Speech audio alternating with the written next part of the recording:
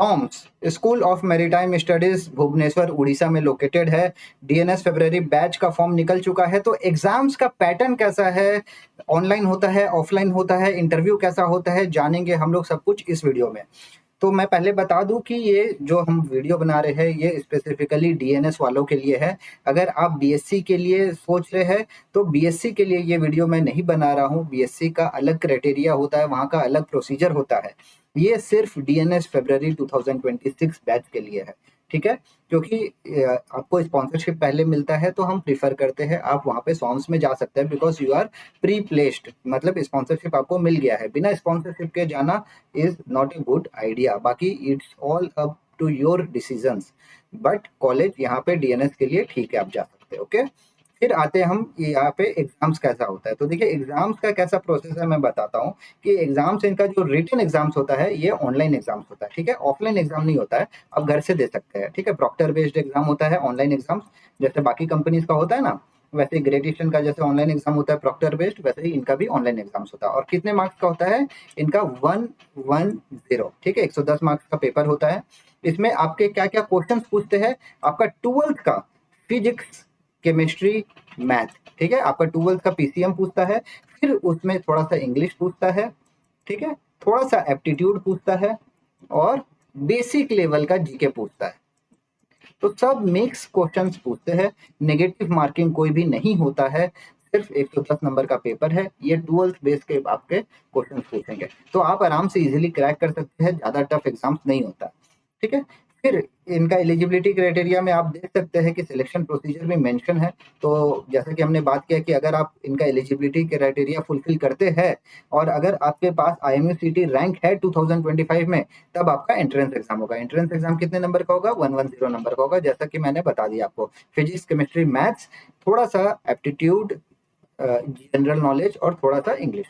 फिर अगर आप इनका रिटन एग्जाम्स क्लियर कर लेते हैं, तब क्या होगा कि कंपनी नहीं, अभी कॉलेज इंटरव्यू लेगी आपकी, कंपनी तो बाद में लेगी। पहले इनका 2 राउंड होता है इंटरव्यू का, ठीक है। मैं बता देता हूँ आपको, इनका 2 राउंड का इंटरव्यू होता है।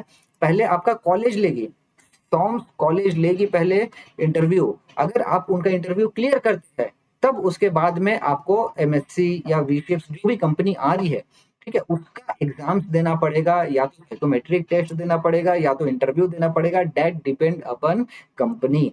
जैसे अगर एमएससी है तो सिर्फ एमएससी अपना इंटरव्यू लेगी, ओके। तो पहले आपका इंटरव्यू लेगी कॉलेज, फिर उसके बाद में इंटरव्यू लेगी आपकी कंपनी। अगर आप इंटरव्यू क्लियर कर लेते हैं, ठीक है, इंटरव्यू क्लियर कर लेते हैं, तब आपको फिर एडवांस बुकिंग फीस देना है। उससे पहले आपको एक पैसा नहीं देना है। यहाँ पे प्रोसेस को आप ध्यान से समझिए। जो 25,000 रुपया लोग बोल रहे हैं कि सर 25,000 रुपया पहले देना है, बाद में देना है, मैं बता दूं कि स्पॉन्सरशिप क्लियर करने के बाद में आपको 25,000 रुपया देना है। जैसे समुद्रा वाले 50,000 रुपया लेते हैं, वैसे ही ये भी है। ये सॉन्ग्स वाले 25,000 रुपया लेते हैं सीट बुकिंग फीस। अगर आपको सीट नहीं लेना है, आप उनको होल्ड में रखेंगे, तो उनका एक सीट खराब हो जाएगा ना, वो सीट दूसरे को देंगे जिनको जरूरत है। तो इसीलिए वो लोग बुकिंग फीस लेते हैं 25,000 एडवांस बुकिंग फीस, जो कि आपका जो फीस है, पूरा का पूरा कॉलेज का फीस है, उसमें से 25,000 कम हो जाता है। लेकिन अगर आप एडमिशन नहीं लेंगे तो फिर उसका रिफंड का पॉलिसी इनका जो वेबसाइट में है, वो रिफंड का पॉलिसी में आप जाके देखिए, ठीक है। तो बेसिकली ये आप जब इनका एडवांस फीस दे देंगे, तब उसके बाद में आपका मेडिकल टेस्ट वगैरह, फिर फाइनल डॉक्यूमेंट वेरिफिकेशन करके आपका एडमिशन हो जाएगा। तो ये है प्रोसेस। ऑनलाइन एग्जाम होता है। फिजिक्स, केमिस्ट्री, मैथ्स 12th का रहता है। जनरल एप्टीट्यूड और ज्योग्राफी, जनरल नॉलेज, इंग्लिश, ये सब हल्के हल्के थोड़े थोड़े पूछते हैं। बेसिक होता है, ज़्यादा टफ नहीं होता एग्जाम्स, ओके। 2 राउंड का इंटरव्यू होता है। इंटरव्यू पहले कॉलेज का क्रैक करना पड़ता है, फिर कंपनी का क्रैक करना पड़ता है, ठीक है।